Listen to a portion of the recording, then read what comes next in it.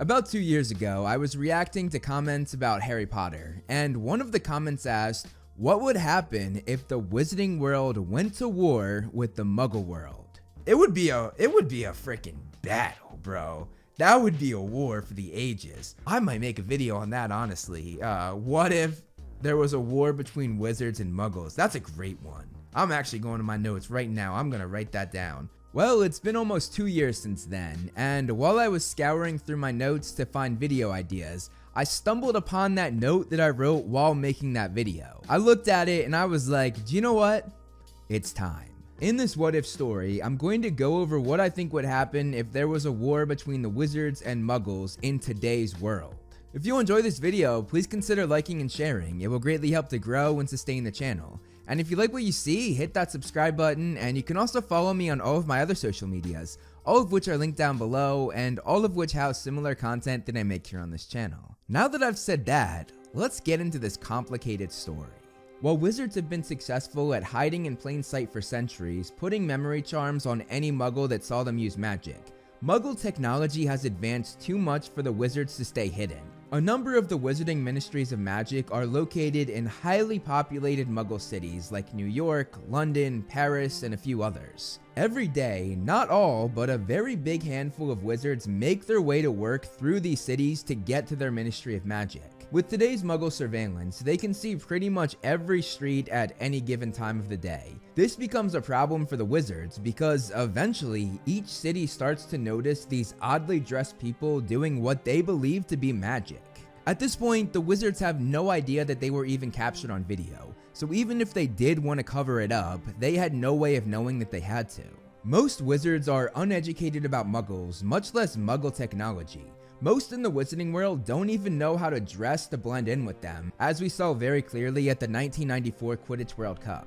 And Mr. Weasley himself, who dedicated his life to learning about Muggles, was still very unaware of most Muggle technology, barely even knowing what plugs were. These videos of the wizards using magic started to be posted online, and it spread like wildfire all over the world. Many hundreds of curious people started going to the areas in the city in which this took place, hoping to see this for themselves, and it didn't take long to spot them given how the wizards dress. They surrounded these oddly dressed witches and wizards with phones pointed in their face, demanding that they do magic. And when they didn't do it, the crowd screamed at them, threw things at them, and some even physically assaulted them.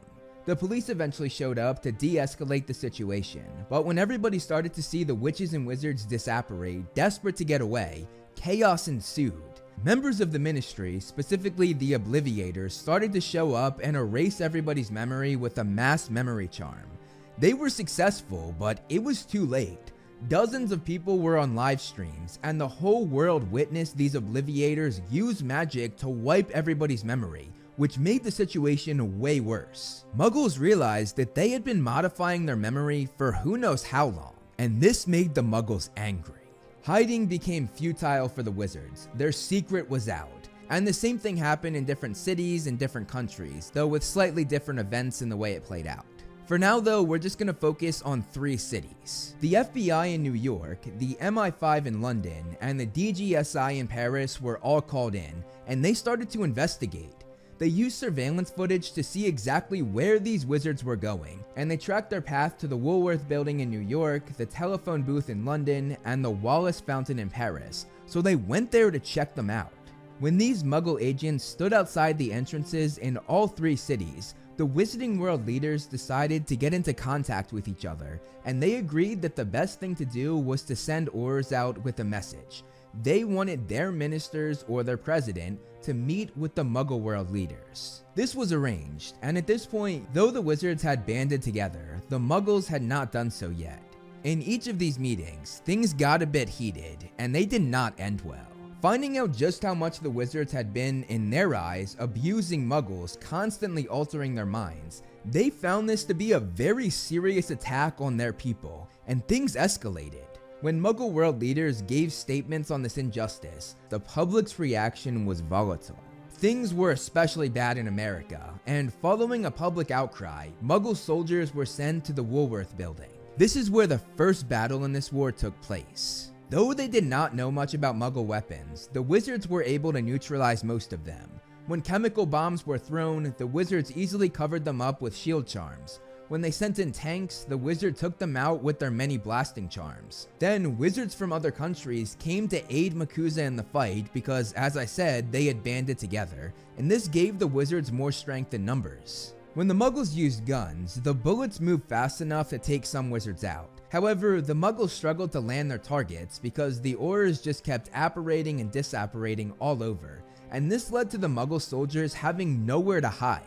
If they hid behind a car, a building, or a wall, they were just instantly found and taken out by the auras who apparated right next to them. Seeing that they were losing, the American president just kept sending more and more soldiers. This allowed them to eventually infiltrate Makusa, latching on to some witches and wizards while they went through the barrier. However, once inside, the technology they relied on did not work, because as we know, when Muggle technology is around too much magic, it malfunctions. Even so, they still had their guns, and this led to a horrifying display as innocent witches and wizards were shot down and killed. Everyday wizards that weren't Aurors jumped in to help, and they either subdued or killed all of the soldiers that came in. Outside of the Ministry, they took that army down as well, forcing the American army to retreat. The Ministry was piled with bodies, and outside, New York was devastated. Innocent civilians in both locations lay dead, and this made it clear that this war was in full force and that it would be brutal. America, France, the United Kingdom, Germany, Turkey, Poland, and so on all decided to come together to fight, agreeing that this threat was a force they should all be united in stopping. They discussed how they had been getting their memories altered for hundreds of years. They had been manipulated, looked down upon, and they eventually discovered that they had even been hunted by certain groups of wizards. This made them see that they could not sit back and allow this to happen anymore. Muggles had an advantage in this war given the fact that they outnumbered the Wizarding World 8 billion to around 100,000. However, that 8 billion is vastly taken off of the board because most of those are civilians, only the soldiers are fighting. Meanwhile, for witches and wizards, unlike the Muggles, pretty much all adults were trained to fight in the war. Their wands were their weapons, and their entire schooling was learning how to use these wands. That would be like if all Muggle schools taught their students how to use Muggle weaponry as their primary focus of learning. However, if you put all of the Muggle armies together, they had around 20 million soldiers when Russia joined them, so the Wizarding World was still vastly outnumbered.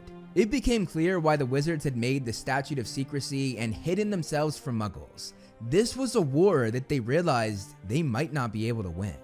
After being destroyed in the Battle of New York, the Muggles had discussions about the possibility of using nuclear warfare on the wizards. This was quickly taken off the board though, given that every major Wizarding World ministry that they knew of was somehow connected to highly populated cities and historic locations in the Muggle world like London, New York, Paris, and so on.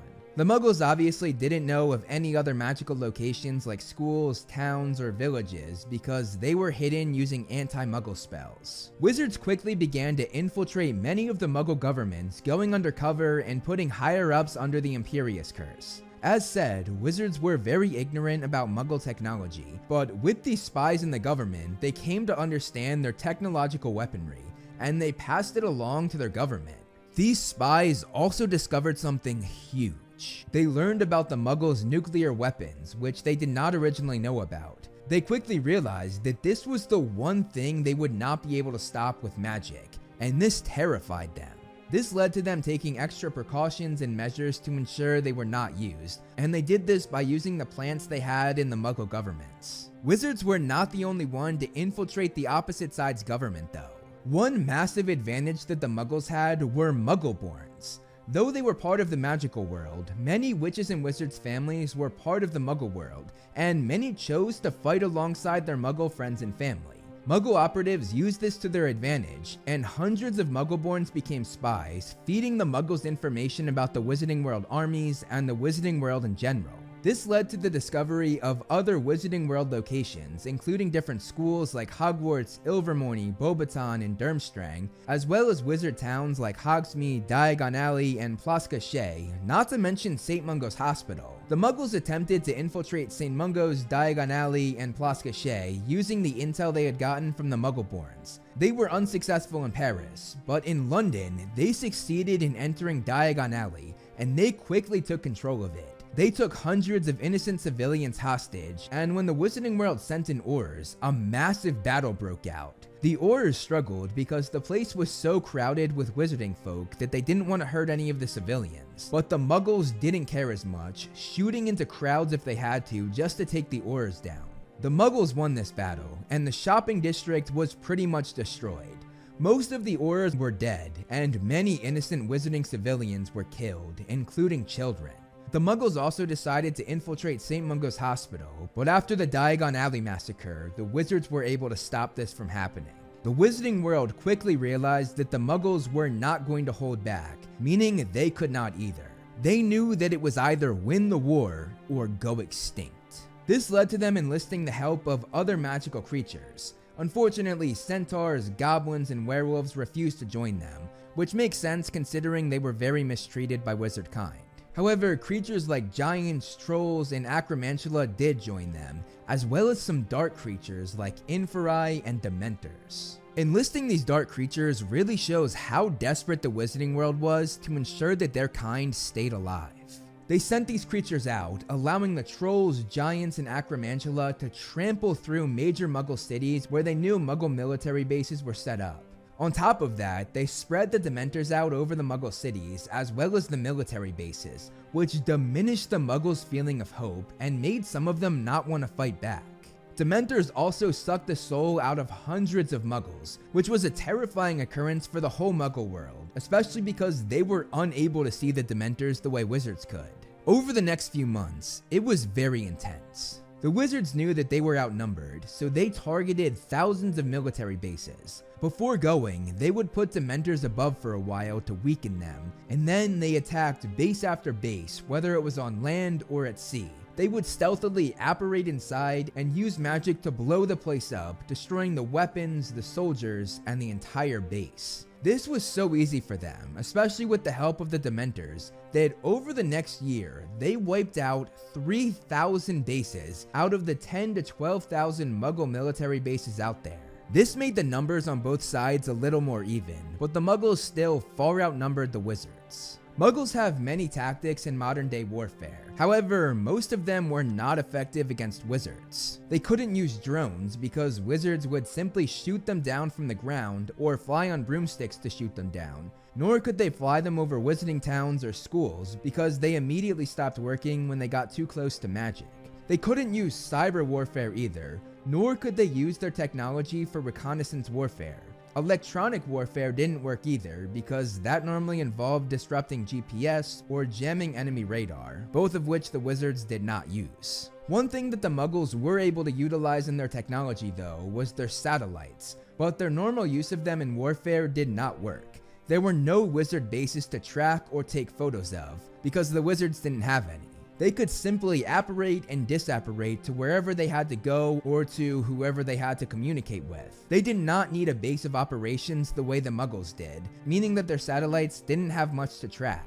One day, the Muggles planned a coordinated attack on many of the wizarding schools like Hogwarts, Ilvermorny, Beauxbaton, and so on, all of which they had the coordinates to thanks to their Muggle-born spies. This was a desperate move and sort of a shot in the dark, because they knew that the schools had magical protections around them, meaning they were invisible to Muggles. This coordinated attack turned out to be a disaster for the Muggles, because the jets they sent in stopped working when they got too close to the magic, which was unfortunate for them because they had thought that the jets would not be impacted, especially at such a high altitude. This led to them all crashing down, and the pilots that ejected themselves were then hunted and killed outside of the school's boundaries. It became clear that the only way to fight the wizards was to do it the way they did hundreds of years ago, simply meet them on the battlefield.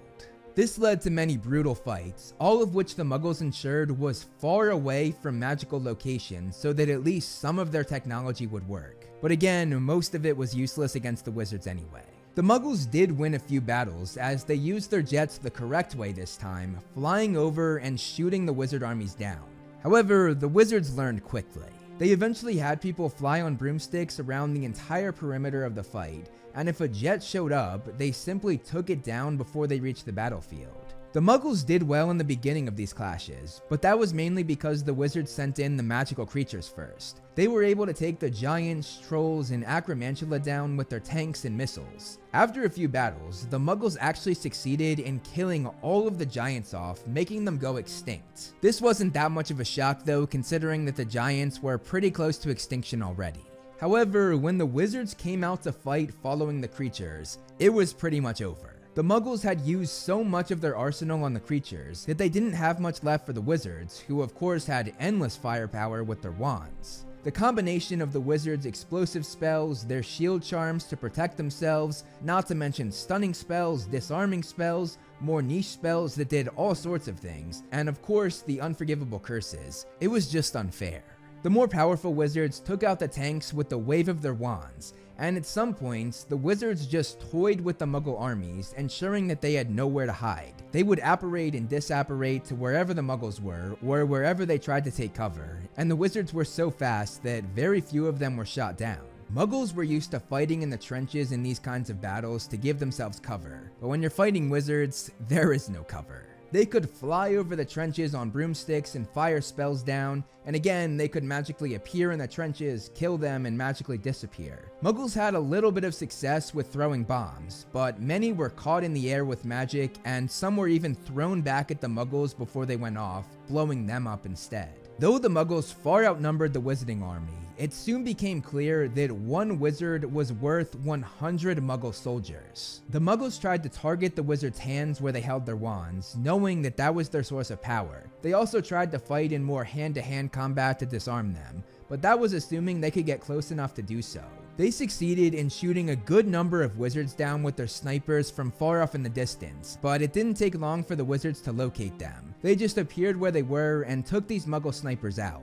With each battle, the wizards learned more and more about their enemy, and the Muggles failed to come up with new strategies that would work against the wizards. Plus, the Dementors really affected the Muggles, as they were always coated in a cold and chilling feeling, which just diminished all the drive they had. It made many of them want to give up at times. And on top of that, the Dementors also sucked the soul out of hundreds of Muggle soldiers, which was honestly worse than death. The wizards slowly but surely ate away at the Muggle soldier population, even when the Muggles enacted drafts to get more soldiers. Over the next few years, the numbers between wizards and Muggles became more even, and it eventually became clear that the Muggles could not win. This is when something insane happened. Muggles, who were affected by the constant presence of the Dementors all over the world, were broken, defeated, and hopeless. This led to some countries deciding to just end it once and for all. They turned to their nuclear weapons, which they knew would destroy the world. The Dementors, the death, the destruction. It affected them so much that they thought if they were going down, they were bringing the wizards with them. However, the wizards still had the Imperius Curse on many involved with the nukes, knowing that that was their biggest threat. They had been prepared for this, and they were not going to let this happen. They successfully stopped the Muggles from launching the nukes, and that was that. The Muggles finally waved the white flag, meaning that the wizards had won. The wizards' demands following the war were simple. They made the Muggles swear that they would let their kind live in peace, never being bothered by the Muggles again. They knew that hiding was no longer an option for them, so this was their new normal. The Muggles agreed to this, and the wizards put together safeguards to ensure that that promise was kept, most of which were threats. The Muggles were greatly affected by this war. Their population had dropped by 60%, and much of their world was destroyed. The wizards helped them mend much of the damage, including most of their cities, to ensure that the world wasn't in devastation. The wizards had also lost a lot from this fight, losing about 30% of their population. In the end, the wizards came out on top, and they ended it in a much more peaceful way than the Muggles would have.